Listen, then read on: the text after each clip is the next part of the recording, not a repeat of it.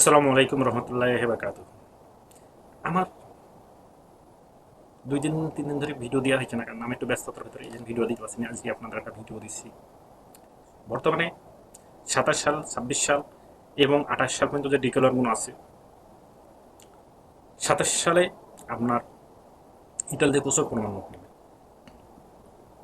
এই বছরে যাদের কাগজগুলো বর্তমানে রিজেক্ট হয়ে আসছে, হয়তো বাসার কারণে, যে কোনো কারণ বিষয়ে রিজেক্ট হয়ে আসছে না, আপনারা মাথায় রাখবেন। আপনারা যে রিজেক্ট কাগজগুলো হয়েছে না, আপনারা অ্যাপ্লাই করে সেই অ্যাপ্লাইগুলো আপনাদের রিজেক্ট হয়ে গেছে। এই আপনার যে অ্যাপ্লাই ফর্মে আপনি যে রিজেক্টটা পেয়েছেন, ঠিক আছে, এইটা দিয়ে আপনি যদি মালিক আপনি ভালো পান, আপনার ওই ফর্মটা দিয়ে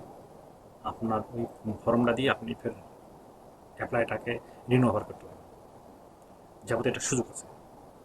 কেননা ওই মালিকের যে কোনো সমস্যার কারণেই আপনার ওটা রিজেক্ট দিয়েছে, এটাকে রিনোভার করতে পারবেন। রিনোভার আপনি যদি না করতে পারেন, আপনার পার্শ্ববর্তীতে কাফে আপনি যোগাযোগ করবেন, আপনি ফের এটাকে রিনোভার করতে পারবেন।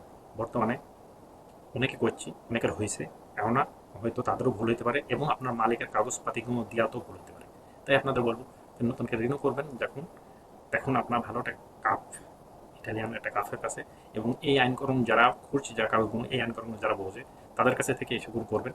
আপনি এতে ভালো কিছু পাবেন। আর না হলে হয়তো যে জানে না তার কাছে গেলে পাবেন না। ঠিক আছে, ওকে, আল্লাহ হাফেজ। ভালো লাগলে আমার একটা ভিডিওতে শেয়ার, লাইক এবং কমেন্ট করে রাখবেন। আমার চ্যানেলটা সাবস্ক্রাইব করে রাখবেন।